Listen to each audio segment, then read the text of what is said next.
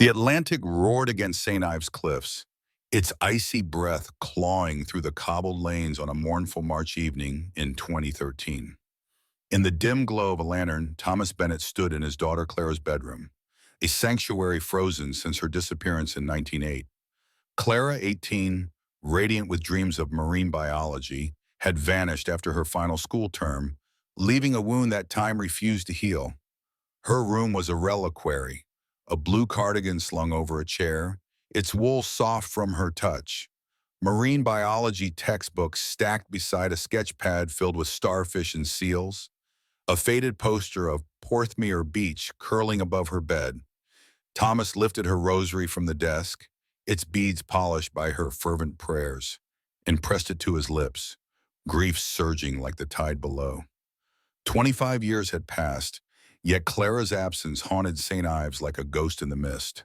Tonight the town gathered at St. Ives Church for a vigil, a ritual of candles and prayers to mark the anniversary of her loss. Thomas, a Catholic whose faith had been both anchor and torment, felt the weight of every step toward the church.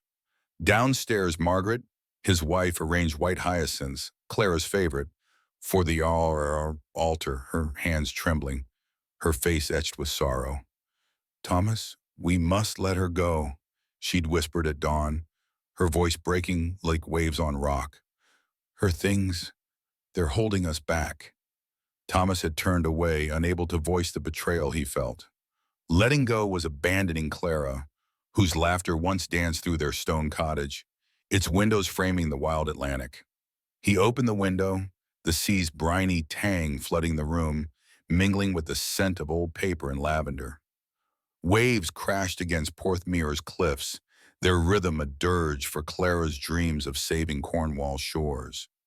A memory flickered, Clara, 16, running along the beach, her hair catching the sunlight, shouting, "Dad, the ocean's alive." Her joy had been St. Ives' heartbeat, her kindness a light at St. Ives youth group. Now the town's fishing boats bobbed in mournful silence, its art galleries dimmed by her absence. Thomas's gaze fell on a school yearbook on Clara's desk, its leather cover worn but unopened since 1988. He traced her name embossed in gold, a sob catching in his throat. Something, faith perhaps, or a father's desperate love, urged him to carry it to the vigil. St. Ives glowed with candlelight, its stained glass saints casting fractured colors across the pews. Father James Trelawney's voice rose, steady and solemn. "Lord, cradle Clara in your mercy. Guide her home, or grant her peace or peace." Thomas clutched Margaret's hand, her fingers icy, her shawl slipping as she wept. The congregation, fishermen with weathered faces, shopkeepers, Clara's old teachers, filled the church, their prayers a chorus of shared loss. Sophie Turner, Clara's best friend, stood by the altar, her eyes glistening, her presence a bridge to 1988. Thomas remembered Sophie's teenage sobs, her visits dwindling as years stole hope. The hymn, "Be Still My Soul," soared, its notes weaving through the church like a tide. Thomas lit a candle, its flame trembling, as he whispered, "Clara, my girl, show me the way." He knelt, rosary beads slipping through his fingers, each one a plea to God. Outside, under a sky bruised with clouds, he lingered by St. Ives' ancient cross, the yearbook pressed to his chest. Margaret joined him, her breath visible in the chill. "You're holding on too tight," she said, touching the book. Thomas met her eyes, voice raw. "This is her, Margaret. I feel her in these pages." The sea roared below, its fury matching his resolve. St. Ives mourned Clara, but tonight the vigil's light in the yearbook's whisper kindled a fire in Thomas's soul. Faith had carried him through decades of darkness. Now it beckoned to him to chase the truth, to bring Clara home, whatever the cost. The cottage creaked under the Atlantic's restless howl, its wind rattling the windows of St. Ives as midnight loomed on that March night in 2013. Thomas Bennett sat at the worn oak table in the kitchen, Clara's 1980 school yearbook open before him, its leather cover cool against his trembling fingers. Hours had passed since the vigil's candlelight faded at St. Ives Church, but the fire of resolve kindled there burned fierce in his chest. The sea's distant roar, crashing against Porthmeor beach, seemed to urge him on.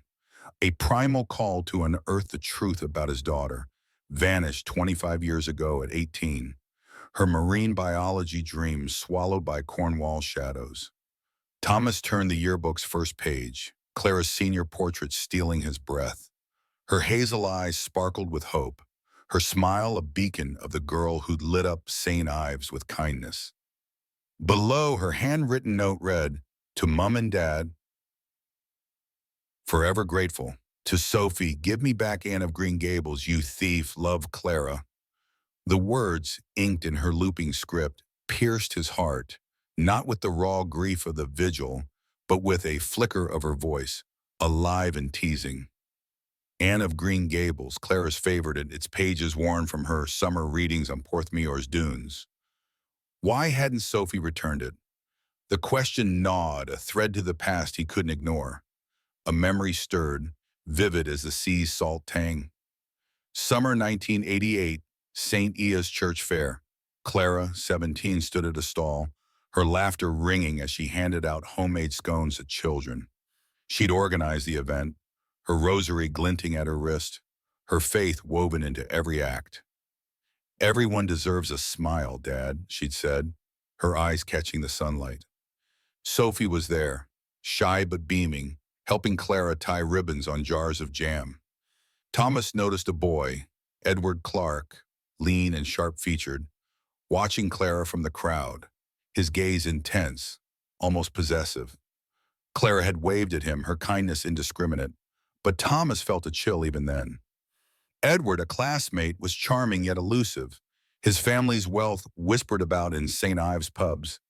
Had Clara's compassion drawn her too close?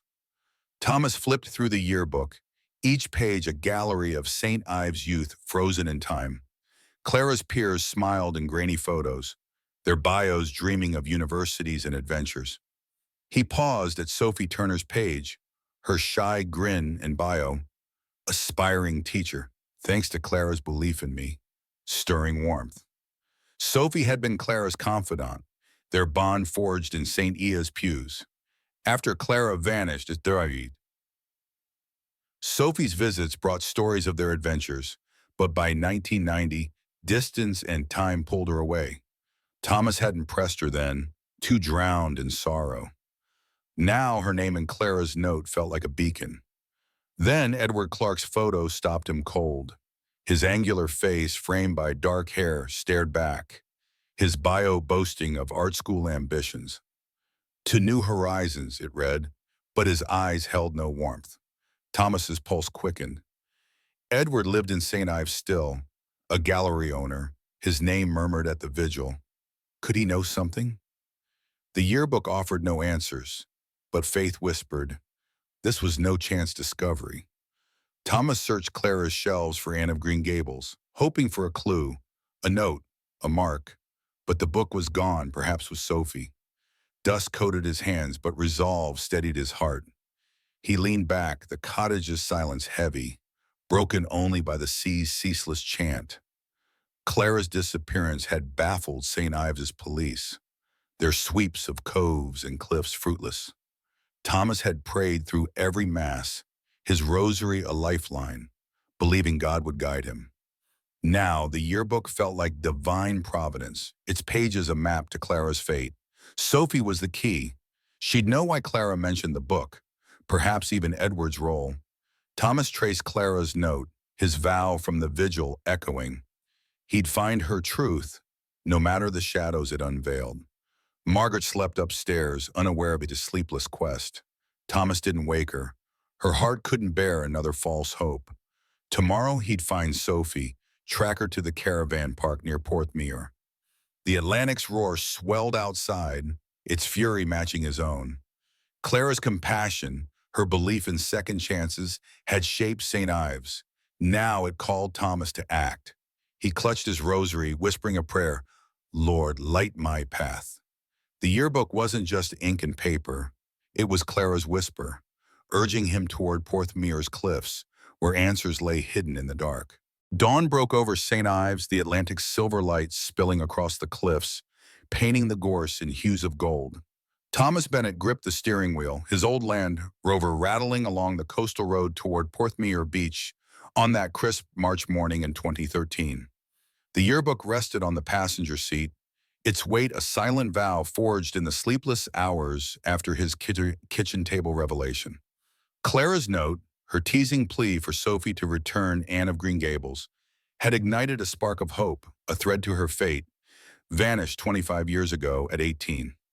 The seas whisper through the open window, briny and sharp, mingled with the scent of wet earth, urging him towards Sophie Turner, Clara's old friend, who might hold the key to the mystery. The road curved past granite walls and windswept pines, Porthmeor's waves glinting below. Thomas's rosary swayed from the rearview mirror, its beads catching the light, a reminder of the faith that had sustained him since Clara's loss. He hadn't told Margaret of this journey. She'd slept through his midnight of resolve, her heart too fragile for another chase into the unknown. A memory surfaced, distinct from the church fair's warmth. Clara, 17, in St. Ives' library, her nose buried in a marine biology journal. She'd looked up, smiling, as Sophie whispered a joke, their giggles echoing. Clara had mentioned Edward Clark that day, her voice soft. "He's so angry, Sophie. I want to help him." Thomas, shelving books nearby, had dismissed it as her boundless compassion. Now that moment haunted him. Had her kindness led her to danger?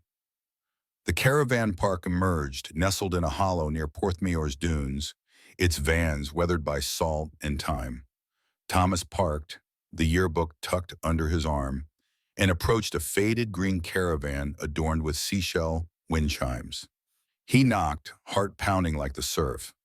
Sophie, now 43, opened the door, her blonde hair tied back, her eyes widening with recognition and sorrow. "Mr. Bennett," she said, voice trembling, "I saw you at the church." She ushered him inside, the caravan's interior cozy with driftwood shelves, a small crucifix above a kettle. The air smelled of tea and lavender, a faint echo of Clara's presence. Sophie poured tea, her hands unsteady, as Thomas explained the yearbook's note. "Clara wrote about Anne of Green Gables," he said, voice low. "Why didn't you return it?" Sophie's face crumpled, tears brimming. "I couldn't," she whispered, fetching the book from a shelf.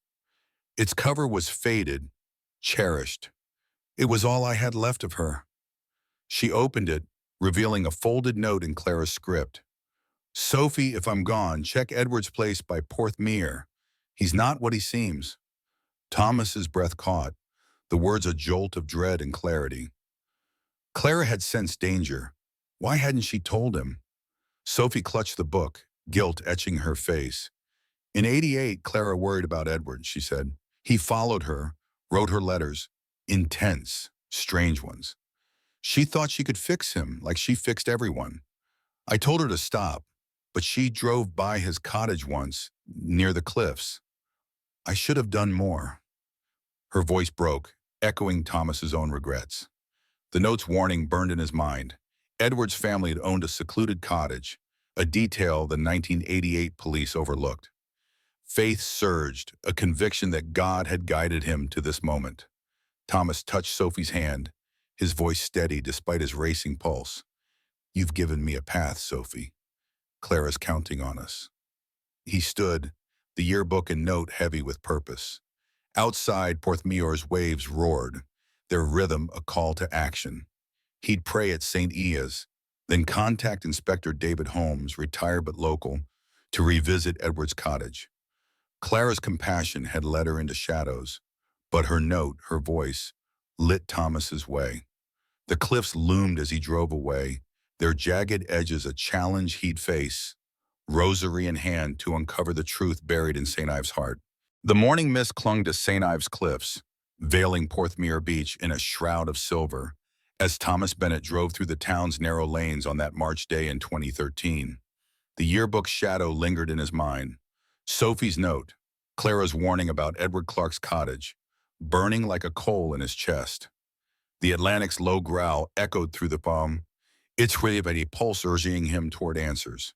Thomas's rosary, tucked in his coat pocket, pressed against his heart, a tether to the faith that had carried him since Clara vanished 25 years ago. Her dreams of marine biology lost to the Cornish tides. Today he sought Inspector David Holmes, the retired officer who'd once vowed to find Clara, to demand a search of the cliffs where Edward's secrets might lie. Holmes lived in a weathered bungalow overlooking Carbis Bay, its garden tangled with sea pinks and thrift. Thomas knocked, the yearbook under his arm, its pages now a map to Clara's fate. Holmes, grizzled and 60, opened the door, his eyes sharpening with recognition. "Thomas," he said, voice rough but warm, "it's been years."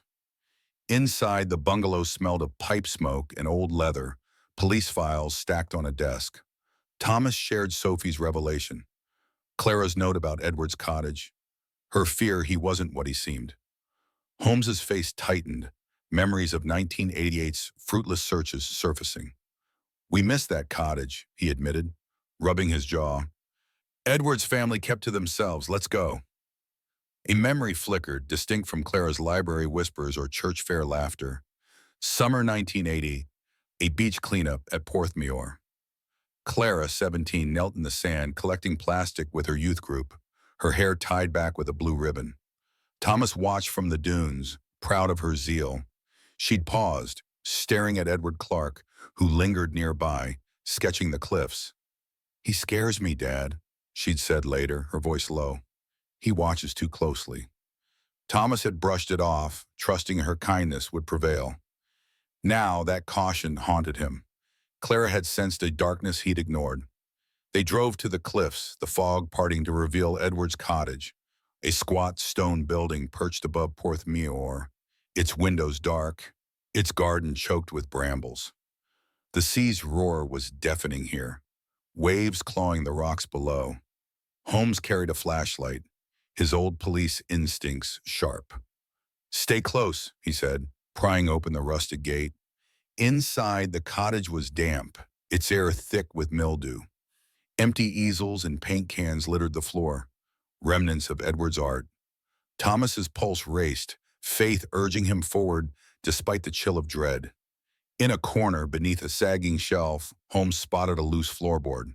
He pried it up, revealing a tin box, its lid etched with a gull. Inside lay a sketch, Clara's work, unmistakable, a delicate rendering of Porthmeor's seals signed with her initials. A note in her script read, "For Edward, to remember kindness." Thomas's knees buckled, grief and fury colliding. Clara had been here, her compassion reaching out to Edward, perhaps sealing her fate. "She trusted him," Thomas whispered, voice breaking. Holmes gripped his shoulder, eyes grim. "This changes everything." The fog thickened outside, the cliffs looming like sentinels. Thomas clutched the sketch, its lines a lifeline to Clara's heart. Faith surged. God had led him here, to this relic of her final days. Holmes vowed to reopen the case, to question Edward, now a prominent gallery owner. Thomas's thoughts churned. Clara's kindness, her belief in redemption, had drawn her to this cottage, into shadows he hadn't seen. He'd return to St. Ives, pray for strength, then confront the truths hidden in St. Ives to all taste him. The sea's wail followed them as they left, a lament for Clara, but Thomas's resolve burned brighter, his rosary a beacon guiding him deeper into the mystery. The midday sun pierced St. Ives' salt-streaked air, casting jagged shadows across the town's cobbled streets as Thomas Bennett strode toward Edward Clark's art gallery on that tense March day in 2013. The sketch found in Edward's cottage, Clara's delicate seals, her note pleading kindness, burned in his memory, a relic of her final days that demanded answers. The Atlantic's distant murmur, rolling beyond the harbor, fueled his resolve, its cadence a prayer echoing the rosary in his pocket. Clara, vanished at 18 in 1980, had left a trail of compassion that led to this moment, and Thomas, guided by faith, would confront the man whose shadow loomed over her fate. The gallery, a sleek converted warehouse on 4th Street, gleamed with modern art, its glass facade reflecting St. Ives fishing boats. Inside, the air was sharp with turpentine and wax, canvases of stormy seas lining the walls. Edward Clark, now 43, stood at the counter, his angular features unchanged from his yearbook youth, though his eyes held a guarded edge. "Mr. Bennett," he said, voice smooth but cool, "an unexpected visit." Thomas's heart pounded, the sketches weighed heavy in his mind. He demanded answers. Why Clara's work was hidden in Edward's cottage, what she'd meant by kindness. Edward's smile tightened, his fingers drumming the counter. "Clara was a friend," he said. "She gave me that sketch, nothing more." A memory surged, distinct from Clara's beach cleanup caution or library whispers. Autumn 1980, in an art exhibition at St. Ives Guildhall. Clara, 18, stood beside Thomas, her eyes uneasy, as Edward unveiled a painting of Porthmeor's cliffs, its colors violent. "He's so intense, Dad," she'd murmured, clutching her rosary. "He wants me to see something in him, but it feels wrong." Thomas had nodded, distracted by the crowd, assuming her empathy would navigate Edward's attention. Now, that unease screamed of peril she'd faced alone. Edward's denial rang hollow, his gaze flickering to a curtained alcove. Thomas pressed, voice raw. "She was in your cottage, Edward. She feared you." The gallery's hum faded. Patrons' whispers stilled. Edward's composure cracked, his hand brushing a canvas. "You're chasing ghosts," he snapped, but his eyes betrayed a flicker of panic. Thomas followed his glance to the alcove, faith urging him forward. Behind the curtain, a covered painting leaned against the wall, its frame dusty. He pulled the cloth, revealing a portrait of Clara, her hazel eyes, her gentle smile, painted with obsessive precision. A scrawled note on the back read, "For Clara, my muse, 1988. Thomas's breath seized, grief and rage colliding. "You knew her," he growled, fists clenched. "What did you do?" Edward stepped back, voice low. "I loved her, in my way. She didn't understand." The words hung like fog, cryptic yet damning. Thomas's faith wavered. How could Clara's kindness have met such darkness? Yet the rosary in his pocket steadied him, a reminder of God's guiding hand. Edward's painting wasn't just art, it was a confession, a tether to Clara's final moments. Outside, the harbor's gulls cried, their calls sharp against the sea's sigh. Thomas left the gallery, the painting's image seared in his mind. He'd return to Inspector Holmes, demand Edward's interrogation. Clara's compassion had drawn her to Edward, her belief in redemption a light that burned too bright. A prayer formed as he walked the coastal path, the cliffs rising stark against the sky. "Lord, show me her truth." The painting, like the sketch, was Clara's voice, whispering from 1988, urging him deeper into St. Ives' secrets. Thomas's steps quickened, the rosary his anchor, as he vowed to unravel Edward's words and find the redemption Clara deserved, whatever shadows lay ahead. Twilight draped St. Ives in a veil of amber, the Atlantic's mournful sigh weaving through the harbor as Thomas Bennett pushed open the cottage door on that March evening in 2013. The sketch of seals and the haunting painting from Edward's gallery weighed heavy in his hands. Their truths, Clara's kindness, Edward's obsession, burning holes in his heart. The sea's breath, cool and briny, followed him inside, where the kitchen glowed faintly under a single bulb. Margaret sat at the table, her hands folded, her eyes distant, as if guarding a sorrow too deep for words. Thomas, clutching his rosary, knew he could no longer shield her from the shadows he'd chased. The clues tying Clara vanished at 18 and 1908, to a darkness they'd both avoided. He set the sketch and a photo of the painting before her, his voice trembling. Margaret, Clara was at Edward's cottage. He painted her, called her his muse. Margaret's gaze flickered, a spark of pain breaking her stoic mask. She touched the sketch, her fingers tracing Clara's initials, and a sob escaped, raw, unguarded, the first Thomas had heard in years. "I told you to let her go," she whispered, voice cracking. "But I couldn't either." The confession hung between them, a bridge over 25 years of silent grief. their love for Clara both anchor and wound.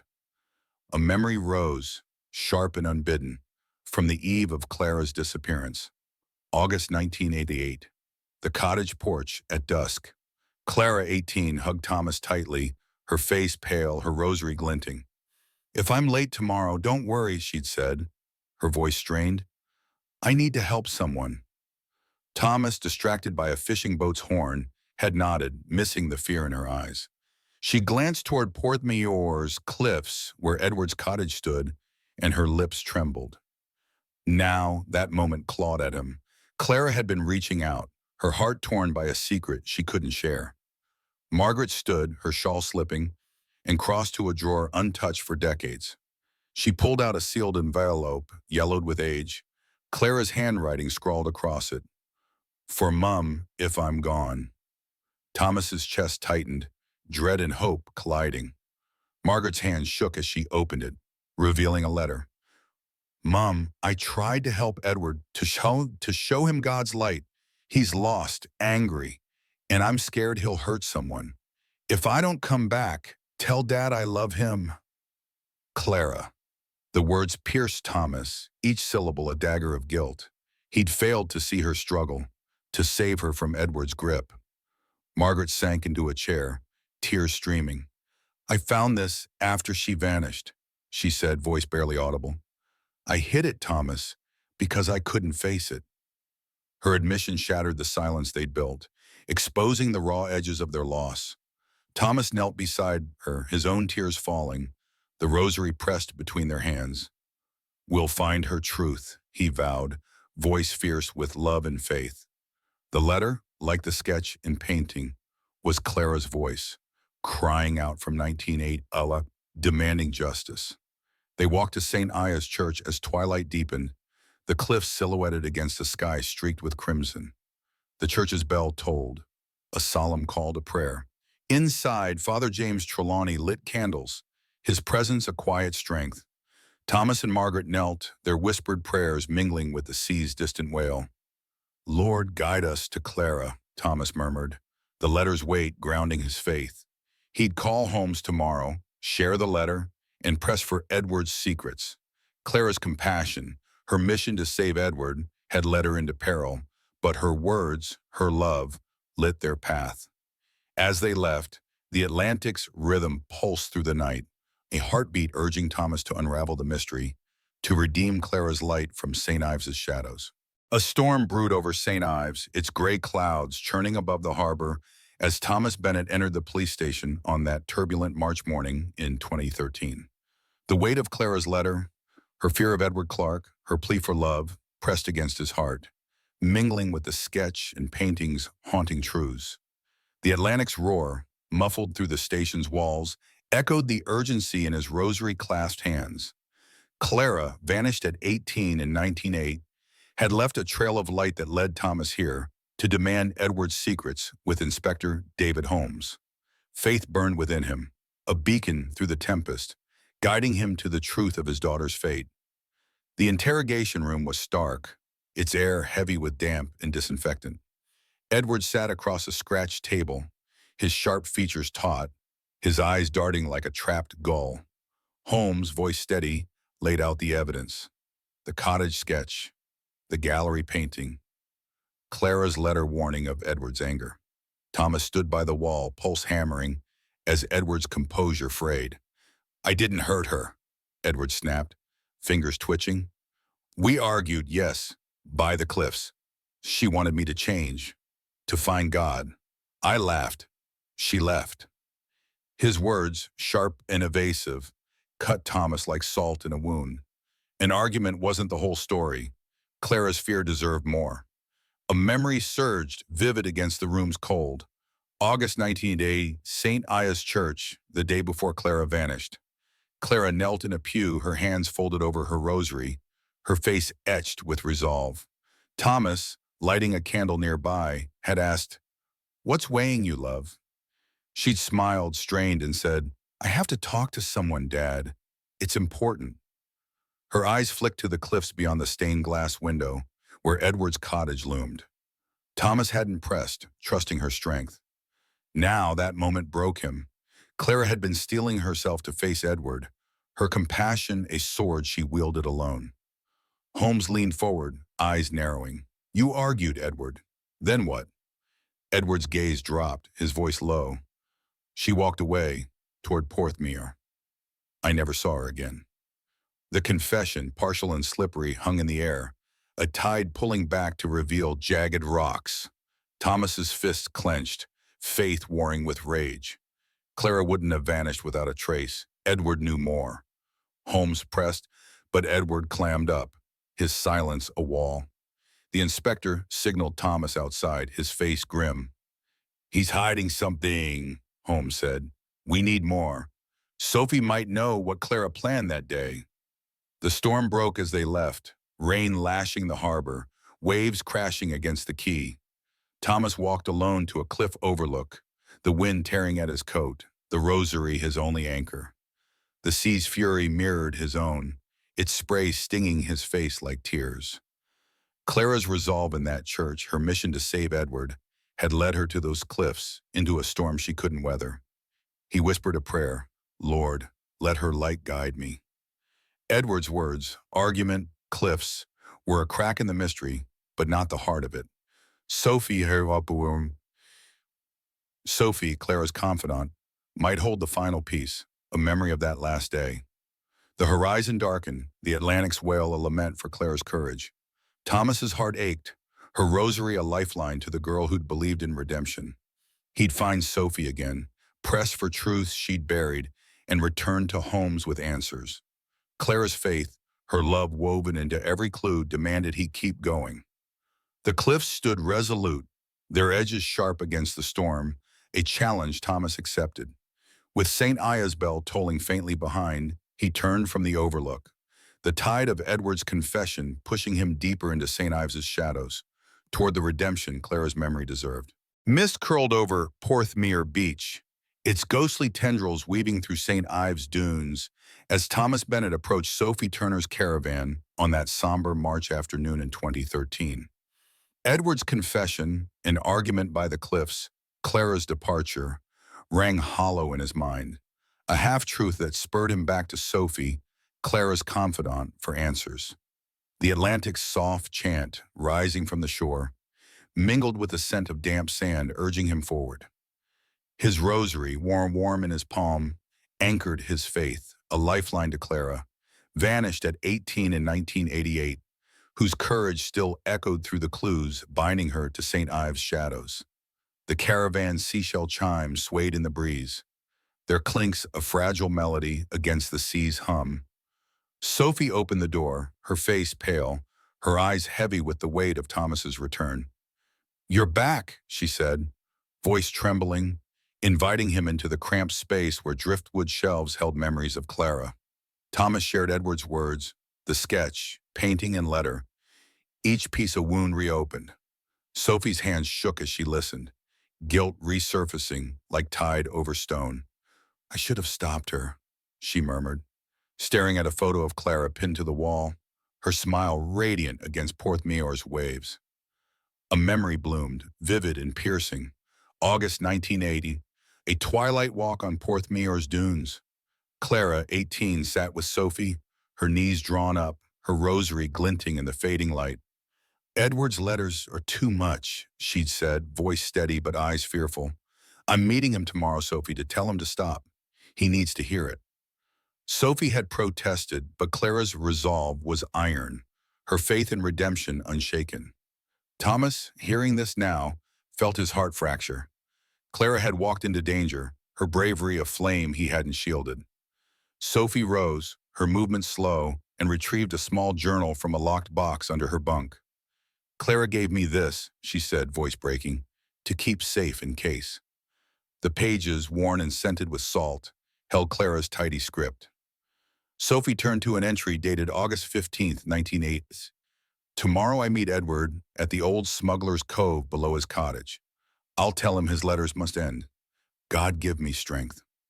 Thomas's breath caught, the words a map to Clara's final steps. The cove, a hidden inlet beneath Porthmeor's cliffs, was never searched in 1980, its tides too treacherous, its secrets buried. Sophie's tears fell, her voice a whisper. I didn't know she'd go there. I should have told someone. Thomas touched her shoulder, his own grief raw but steady. You're telling me now, he said, voice thick with love for Clara. Faith surged. God had led him to this journal, to this moment, through Sophie's courage. The cove was a new lead, a place where Clara's light might still linger. He'd take this to Holmes, demand a search, and face the truths hidden in its depths. They stepped outside, the dunes stretching under a sky heavy with mist. Thomas walked to an overlook, the sea's rhythm a hymn to Clara's bravery. Her resolve on those dunes, her plan to confront Edward, had been a stand for love, for redemption, that cost her dearly.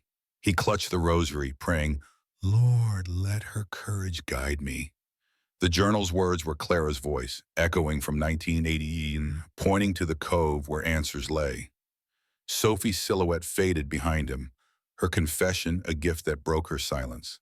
Thomas's steps turned towards St. Ives, the cliff's misty edges, a call to unravel the mystery, to redeem Clara's heart from the tides that claimed her. Dawn broke over St. Ives, the Atlantic's restless waves clawing at the cliffs below Porthmeor, as Thomas Bennett descended a jagged path to the Smuggler's Cove on that tense March morning in 2013. Clara's journal entry, her plan to meet Edward at this hidden inlet, burned in his mind, a beacon through the mist that cloaked the shore. Inspector David Holmes followed, his flashlight cutting through the gloom, their steps crunching on shingle. The rosary in Thomas's pocket pulsed with each heartbeat. A tether to Clara, vanished at 18 in 1988, whose faith and courage now guided him to this treacherous place, where her truth might lie buried. The cove was a narrow scar between towering cliffs, its tides churning with froth, its air thick with salt and seaweed's decay. Rocks, slick with spray, guarded a cave mouth barely visible at low tide. Thomas's breath hitched, the weight of Clara's resolve pressing against his chest. Holmes scanned the cove, voice low. This place was a smuggler's hideout. Never searched in '88, too dangerous. The words stung Thomas, a reminder of lost chances, but faith urged him forward. Clara's journal, a divine map to her final moments. A memory surfaced, sharp and tender. Summer 1988, Clara sketching by this very cove. She sat on a boulder, her pencil dancing over a pad, capturing the cliff's rugged lines. Thomas, bringing her a flask of tea, had noticed her frown. It's Edward, she'd said, voice quiet. He thinks I belong to him. I don't know how to stop it. Her rosary gleamed, a sign of her struggle to balance compassion with fear. Thomas had hugged her, assuming time would resolve it. Now that moment haunted him. Clara's conflict had led her here, to a meeting she faced alone. Holmes pointed to the cave, its entrance a dark maw. They navigated the rocks, the tide's pull tugging at their boots. Inside, the air was damp, the walls glistening with salt. Holmes's light swept over driftwood and crab shells, then froze on a glint in a crevice. Thomas knelt, heart pounding, and pried out a silver locket, its surface etched with Clara's initials, CB. His fingers trembled as he opened it, revealing a folded note in her script. If found, I tried to help him. Forgive me. The words pierced Thomas, grief and pride colliding. Clara's last act was one of love, even for Edward. Holmes's face was grim, his voice steady. This proves she was here. We'll search again, Thomas. But the locket, kept in Thomas's hand, felt like a farewell, a relic of Clara's heart. Faith wavered, then held. God had led him to this cove, to this truth. The note's plea for forgiveness echoed her journal, her sketches, her letter, each a testament to her light. Thomas clutched the rosary, tears blurring the cave's shadows. Clara's courage had brought her here to save Edward, and now it called him to finish her mission. They emerged as the tide rose, the cove's waves roaring like a requiem. Thomas stood by a coastal cave nearby, the locket heavy in his pocket. The sea's relentless churn mirrored his resolve, its spray a baptism of purpose. He'd return to St. Ives, pray for clarity, Impress Holmes to confront Edward with this find. Clara's note wasn't just a clue, it was her voice, whispering from 1988, begging for redemption. The cliffs loomed, their edges softened by mist, a challenge Thomas embraced. With the Atlantic's hymn in his ears, he vowed to unravel the cove's secrets, to honor Clara's sacrifice and bring her light back to St. Ives' heart. Rain lashed St. Ives, the storm's howl weaving through St. Ives Church as Thomas Bennett stepped into its candlelit nave on that fraught March evening in 2013. The locket from the Smuggler's Cove, Clara's initials, her plea for forgiveness, burned in his palm, a relic of her final stand that demanded Edward Clarke's full truth. Inspector David Holmes stood beside him, his face set, as they spotted Edward kneeling at the altar, his silhouette stark against the flickering glow. The Atlantic's distant wail, muffled by stone walls, echoed Thomas's rosary-clasped heart. A pulse of faith for Clara, vanished at 18 in 1988, whose love now called him to this sacred ground to unravel her fate. The church smelled of wax and old wood, its stained glass saints glowing faintly under the storm's shadow. Thomas approached Edward, voice steady but raw. "Clara was at the cove, Edward. This locket proves it. What happened to her?" Edward's head snapped up, his eyes wild, the composure of his gallery days gone. Holmes held up the locket, its silver catching the candlelight, and Edward flinched, as if struck. "I didn't mean it," he whispered, voice cracking, his hands gripping the pew. The words hung, heavy as the storm, a fracture in his silence that Thomas seized. A memory flared, vivid and piercing. July 1980, Clara praying in the same nave. She knelt before a statue of St. Ives, her rosary beads clicking softly, her face taut with a burden. Thomas, adjusting hymnals nearby, had paused. "You're praying hard, love," he'd said. Clara's eyes, glistening, met his. "For Edward's soul, Dad. He's so angry, God needs to reach him." Her voice trembled, her faith a shield against a darkness she wouldn't name. Thomas had squeezed her shoulder, blind to her fear. Now that prayer haunted him. Clara's heart had carried Edward's redemption, a weight that led her to the cove. Edward rose, unsteady, his voice low. "She came to the cove to stop me, to save me. We fought." Her words cut deeper than I could bear. His breath hitched, tears spilling. "She fell, Thomas. The rocks." I panicked. Someone saw, but I swore them to silence. The confession, raw and jagged, tore through Thomas, grief and rage colliding. Clara's fall, was it accident or intent? The someone Edward named was a new shadow, a witness hiding in St. Ives's folds. Holmes's eyes narrowed, voice firm. "Who saw, Edward? Give us a name." Edward shook his head, collapsing back to the pew, his silence a wall rebuilt. The storm's roar swelled, rattling the church's windows. Thomas clutched the locket, its note, Clara's plea, fueling his faith. God had brought him here, to this altar, to hear Edward's truth and glimpse the witness who held the final piece. Clara's prayer for Edward, her sacrifice, was a light that burned through the years, guiding Thomas now. He knelt beside Edward, voice fierce with love. "For Clara, tell us who."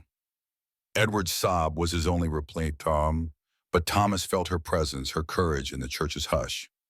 They left Edward under Holmes's watch, the inspector vowing to press for the witness's name.